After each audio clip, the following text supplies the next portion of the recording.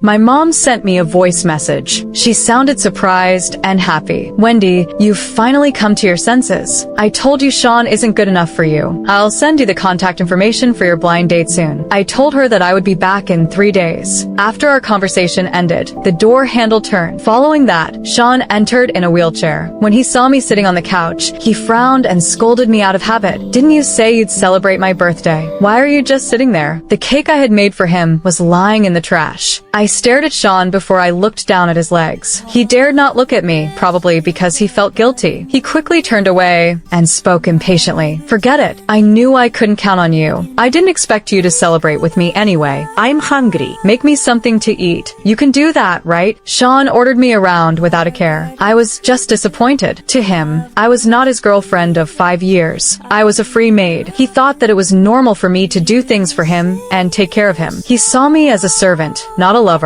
Right then, my disappointment grew. I wanted to ask him why he had been lying to me. However, after some thought, I decided not to. I did not care about his legs anymore, and I was leaving anyway. Just then, someone knocked on the door. Soon after, Josie walked in without asking. She did not seem to notice the tension between Sean and I. She walked over to him and affectionately tied a scarf around his neck. Then, she straightened up and raised an eyebrow in fake surprise. Wendy, you're here too? I was bored, so I knitted this scarf. I have no idea if Sean will like it. Sean glanced at me and said with a smile, Josie, you're so talented. This scarf looks great. They were exchanging flirtatious looks right in front of me. I took a glimpse of the scarf that Josie had knitted. I suddenly remembered that I had also knitted one for Sean a week ago. What did Sean do at the time? He looked at it with disgust and tossed it on the floor like trash. Wendy, if the time you spent on knitting was spent on work instead, people at the company wouldn't ostracize you, he said in a mocking, disdainful tone. I lowered my head and picked up the scarf. That night, Sean suddenly grabbed it from the couch and hurried out in his wheelchair. I thought that he had just lied about not liking it. Worried that he might catch a cold, I quietly followed him. However, I saw him give the scarf to Josie, who was waiting outside. Josie, this scarf is for you. You don't need to buy clothes for the stray dogs anymore. Wendy's scarf is warm. You can lay it on their bed. Sean's irritated voice snapped me out of my thoughts. Wendy, are you deaf? Didn't I tell you to make Josie a cup of coffee? I took a deep breath. I needed to bear with it. Just 3 more days. 3 more days, and I would be done with both of them. Josie spoke up for me. Sean, don't talk to Wendy like that. Maybe she's just tired from taking care of you, so she didn't hear you. Then, she glanced at Sean's legs. He hated it when people mentioned it. Sean glared at me and said, Wendy, don't be difficult. I'm your boyfriend. It's your job to take care of me. He gritted his teeth as he looked at me. That's about to change, I suddenly said. It was my first time talking back to him. Sean was caught off guard. When he noticed that I was not panicking as usual, he glared at me again.